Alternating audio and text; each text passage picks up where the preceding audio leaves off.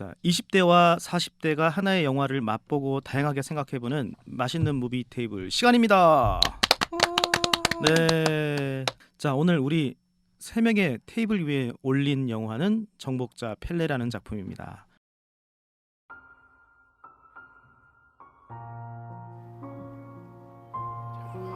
Berätta en gång till. Ja, det är stor skillnad på det landet du kommer till. Jeg vil give dig festen for 100 kroner om året. Og drengen følger med.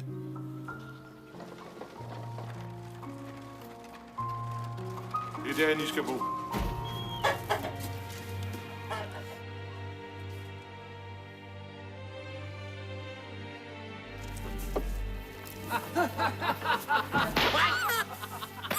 Ud på havet med ham! Ud af sprængpille!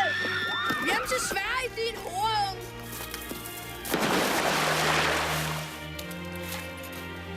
Jag vill bli fri, Pelle. Fri man. For sidste gang.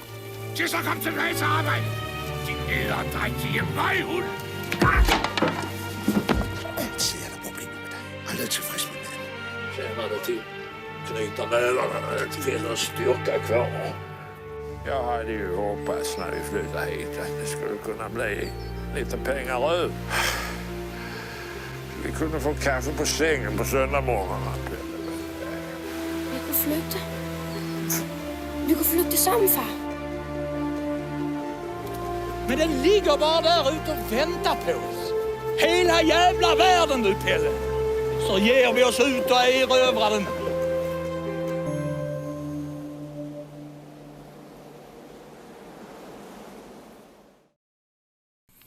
이 영화는 1988년 덴마크 영화입니다. 빌 어거스트 감독, 막스 본 쉐도우, 펠레 베네가르드가 주연한 작품인데 수상 경력이 화려합니다.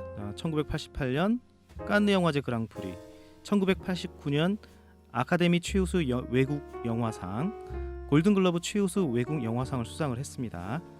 자, 상을 많이 받았다고 해서 그 작품이 뭐 대단하다, 정말 뭐 엄청나다 이렇게 평가할 수는 없지만 이 영화를 보면서 참 이 영화가 상을 받을 만하구나 하는 그 진가를 느끼게 하는 깊은 울림이 있었던 영화 같습니다. 자, 이 영화의 간단한 줄거리를 말씀을 드리자면 스웨덴 이민자 두 부자가 덴마크 땅에 도착을 하면서 시작이 됩니다. 이제 아내를 좀 일찍 여의고 늦은 나이에 얻은 아들 펠레 하나만 데리고 낯선 이국 땅에서 농장 일을 하게 되는데 이 아버지 라세 칼스는 아침에 일어나서 따뜻한 커피 한 잔 좀 할 수 있는 그런 자유를 꿈을 꿉니다. 그렇지만 막상 도착한 이 농장에서는 마곡간에서 잠을 청하게 되는 신세가 되지요. 게다가 농장 수습 감독관에게조차 수모를 당하고 또 이 아들조차 지켜주지 못하는 아버지가 됩니다. 그렇지만 이 두 부자는 돈을 모아서 자립을 하겠다 이런 생각을 가지고 버텨나가는 그런 줄거리입니다. 나이든 아버지는 안정과 평안함을 추구를 하고요. 나이 어린 펠레는 좀 더 큰 세상을 향해 도전을 한다는 그런 꿈을 꾼다는 내용입니다. 저는 제목만 봤을 때는 뭔가 폭탄이 팡팡 터지는 거창한 영화일 것 같았는데요. 네. 전혀 그렇지 않았습니다. 영화를 보는 내내 조용하고 잔잔한데 파장이 큰 영화라는 생각이 들었어요. 영화는 잔잔하게 흘러가는데 거기 담긴 내용은 전혀 그렇지 않은? 그래서 더 마음 아파하면서 봤던 것 같아요. 솔직히 이해가 가지 않는 몇몇 장면들도 있었지만 그런 장면이 있었기 때문에 어떤 의미를 가지고 있는 걸까 하며 더 깊이 생각하면서 영화를 볼 수 있었던 것 같습니다. 정복자 펠레는 157분이라는 긴 러닝타임 동안 이주 노동자 부자 라세와 펠레의 삶을 그린 영화인데요. 큰 사건들로 구성된 게 아니라 언니 말처럼 작고 사소한 에피소드로 구성되어 있어서 섬세한 영화라는 생각이 들었어요. 자잘한 이야기들이 이어지는데 지루하다는 생각은 딱히 들지 않았고 영화의 차분함 속에서도 나름의 다이나믹함이 있다고 느꼈어요. 노동 현장 속에서 부자 사이의 관계가 변화한다든지 아들 펠레의 발전과 성장 같은 등장인물들의 일상적인 사건을 통해서 녹록치 않은 삶을 살아내고 있는 이주 노동자들에 대해서 생각해 볼 수 있었던 영화였던 것 같습니다. 네. 저는 이제 이 유럽 영화라면은 보통 지루하고 재미보다는 어떻게 보면 영상미를 추구할 것이다 이런 생각을 좀 많이 했었는데 재미도 있었고 또 감동도 있었던 것 같아요. 보통 보면 영화들의 어떤 주된 줄거리가 선과 악을 구분을 짓고 권선징악을 하는, 그래서 통쾌함을 느끼는 그런 영화들이 많은데 그게 아니라 이제 인간들의 자체의 삶에 대해서 이야기하는 것 같더라고요. 가난한 펠레 부자와 농장주 부부가 이렇게 자연히 비교가 되는데 과연 누가 행복할까? 그렇지만 정작 그 마국간에서 자는 그 형편없는 삶을 사는 그 노동자 이 부자들의 삶도 그렇게 불행하지만은 않다는 생각을 했어요. 수많은 등장 인물 중에 한 사람을 꼽아서 좀 이야기를 좀 해봤으면 해요. 우선 저는 농장주 부인을 좀 유심히 살펴봤습니다.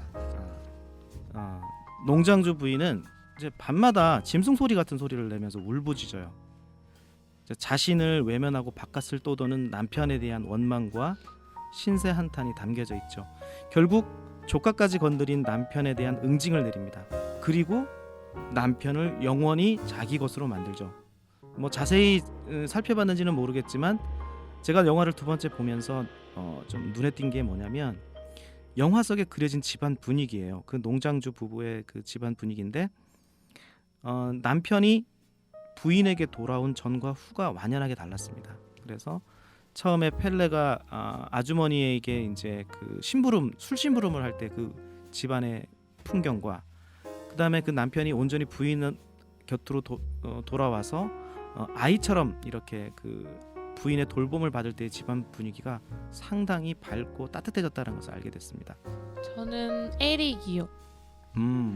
초반에는 눈이 녹고 봄이 오면 미국에 가겠다는 커다란 꿈을 안고 있는 에릭을 보며 계속해서 눈이 녹는 장면을 좀 기다렸던 것 같아요. 진짜 봄이 오면 갈까? 이런 마음으로.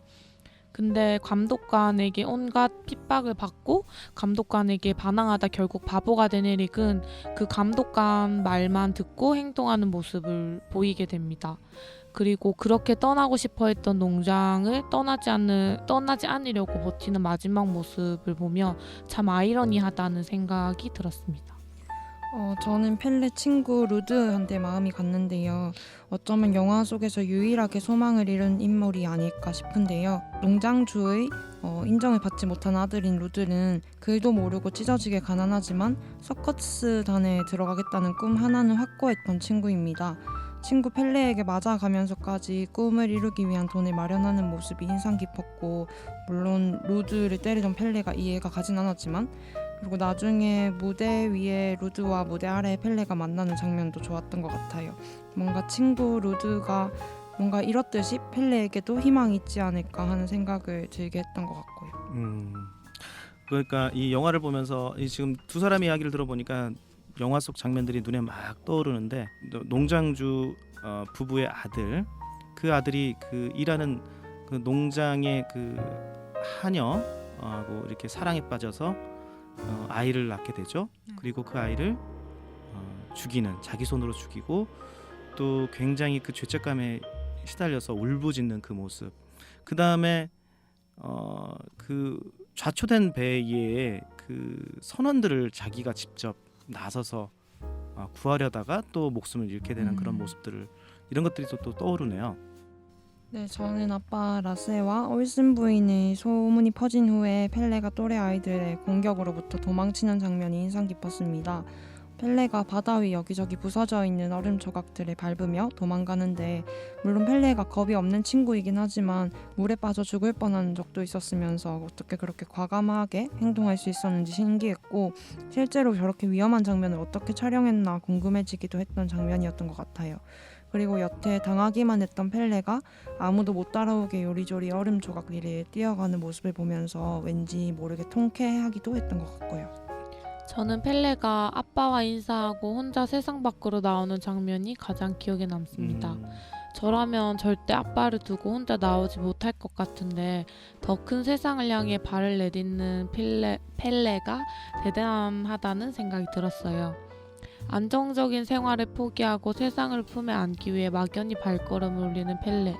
그리고 그 장면이 정복자 펠레라는 영화 제목과 가장 잘 어울리는 장면이라는 생각도 들었습니다. 참 그 느끼는 장면들과 그 감동은 비슷한 것 같아요. 저도 그 마지막 장면에 그 아버지를 두고 떠나는 펠레의 모습을 보면서 우리가 좀 이성적으로 생각하면 왜 아버지를 두고 떠날까, 그 아들을 또 왜 혼자 내보낼까 하는 생각도 좀 해봤는데, 어떻게 보면 전체적으로 우리가 느끼는 그 이 펠레의 모습, 펠레의 성격은 우리가 그냥 착하기만 한 친구의 모습은 아닌 것 같아요. 굉장히 도전적이고 또는 때로는 굉장히 과감하고 때로는 좀 버릇없고 예의 없을 정도의 어떤 강고함의 어떤 그런 그 강건한 어떤 청년, 예비 청년의 모습을 가지고 있는 게 아닌가 하는 생각도 해봤고,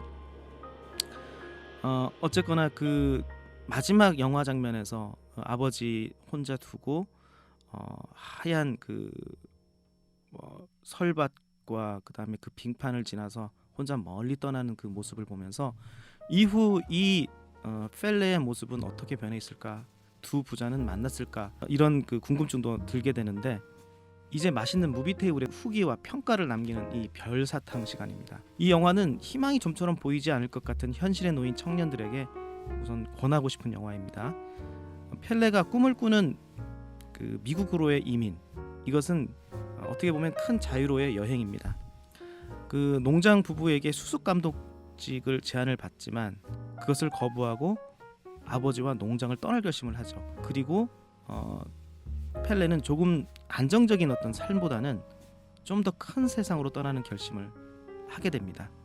그래서 좀 요즘 젊은이들이 많이 좀 힘들어하고 좀 좌절한 분들도 많을 것 같은데, 펠레처럼 좀 더 큰 꿈을 꿨으면 좋겠다는 생각을 했고요. 주연뿐만 아니라 조연의 연기도 참 좋았습니다. 자, 영화 속 곳곳에 사람답게 사는 게 뭔가, 행복은 무엇인가 이렇게 생각하는 그런 줄거리가 아주 좋았는데요. 저는 별점 5개 중에 4.8점을 좀 주겠습니다. 영화는 주인공인 펠레뿐만 아니라 여러 인물들의 삶을 담고 있었습니다. 펠레라는 인물을 통해서 아이의 눈으로 찬찬히 그들을 보여주죠. 그리고 이민자인 펠레와 그렇지 않은 자들의 삶도 크게 다르지 않다는 것 또한 보여줬습니다.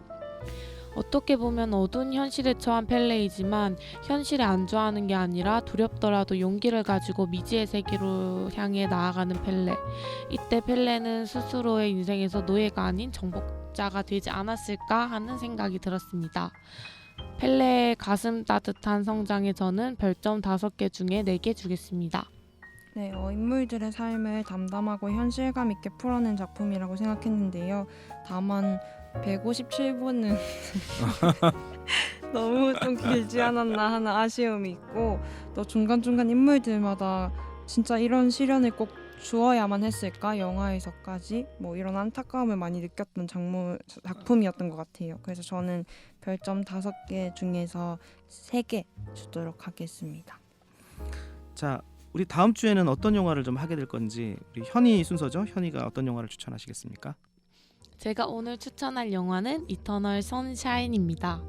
속는 셈 치고 다시 사랑을 믿어볼까 했던 영화라는 짧은 한 줄 평을 보고 홀려서 보게 된 영화인데요. 사랑했던 사람이 너무 미워서 그 사람의 기억을 지우려고 하지만 결국은 그 기억을 필사적으로 지우지 않으려고 노력하는 한 남자의 이야기를 담고 있습니다. 사랑하는 혹은 사랑했던 누군가를 떠올리면서 보면 더 가슴 아픈 영화입니다. 오늘 맛있는 무비 테이블 정복자 펠레, 오늘 소중한 시간 또 이렇게 녹음을 하게 됐는데 두 사람 수고하셨고요. 다음에 또 뵙겠습니다. 감사합니다. 감사합니다.